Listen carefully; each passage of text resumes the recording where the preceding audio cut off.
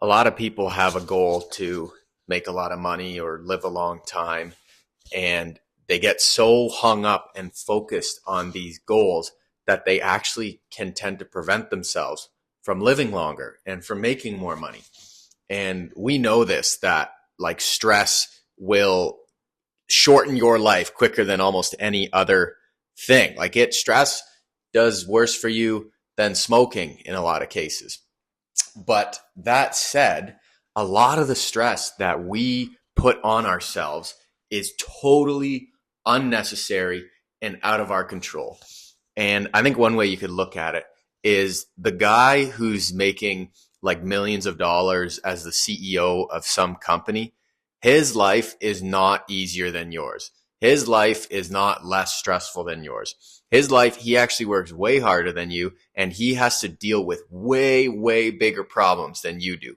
The only difference is that you get stressed out if you sleep in or if the job offer doesn't call you back. This guy is stressed out. This guy's got whole nations that he's got to be concerned about. And he deals with that better than you deal with a grumpy day when they don't have the kind of apples that you like at the grocery store. So it's not in the things, it's not in the problems themselves. It's actually how you react to it. And if you just respond negatively to everything, and if you just react kind of knee jerk to everything, well, guess what? You're going to train your brain to constantly be stressed out, because your brain's just going to look around and be like, what should we stress out about today? Because that's all we know how to do. Because that's all that my master has taught me how to do. The master is you. You are in control of your own thoughts. You get to decide which thoughts you want to interact with, because your thoughts are like a river. They're like a waterfall coming down, and we tend to see the waterfall and have to jump right in. We're like, oh my gosh, every single thought that I have, I identify with, and that's me. Thoughts are just chemical reactions going through your brain, and for you to identify to every single one of them, you will drive yourself insane. So what's the other end of that? How can we fix that? Well, what we can do is we can make a list of all of the things that we genuinely can control. And then we can look at all the other things that we stress ourselves out about, and we realize that most of the things that we stress ourselves out about, we have zero control over. And you, even on a spiritual level, on an energetic level, you caring about things that you can't control is actually preventing them from going the way you want them to go. The fact that you think you're so great that you can control how another person feels about you, or how a customer chooses to patronize your business, or how a person decides to interact with you, whether they answer you or whatever.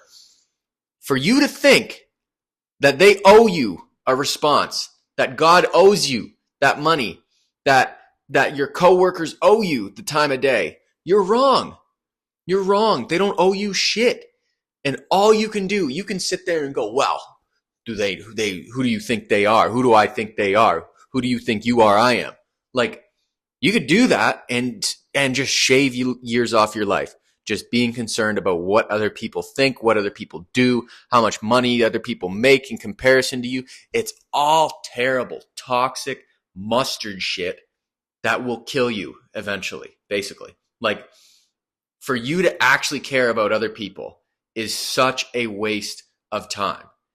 And people are going to hop in the comments and say, what, you just going to be selfish and not care about what you did? That's not what I said. What I said was, figure out what you can control and care about that.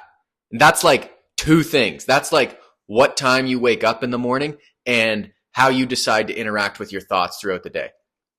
All the other things, all the laundry list, the 20, 30 things that you're stressing yourself out about that you have no control over, like you're literally like a dog chewing its own tail. And it's like, sure, that's productive. And if chewing your tail is productive, yes, you're being very productive. But is it making you happier? Is it making you healthier? Is it making you more wealthy? I don't think so. So what you have to do is just not care and just stop caring. And all you can focus on is being the best version of yourself.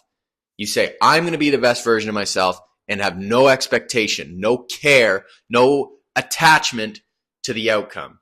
Because caring is a form of attachment. And it's good to care about your loved ones. but your coworkers are not your loved ones. Okay? The people that you interact with driving to work in the morning are not your loved ones.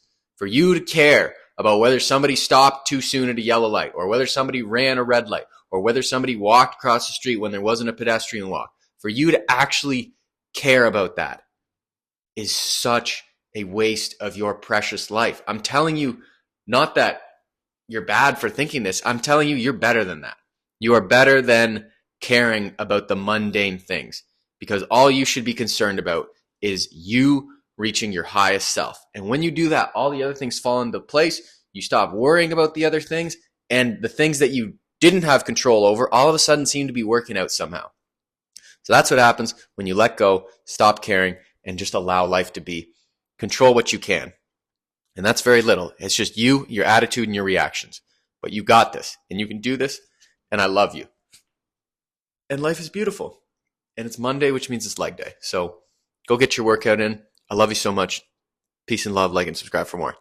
Fill out. Thanks, guys. Peace.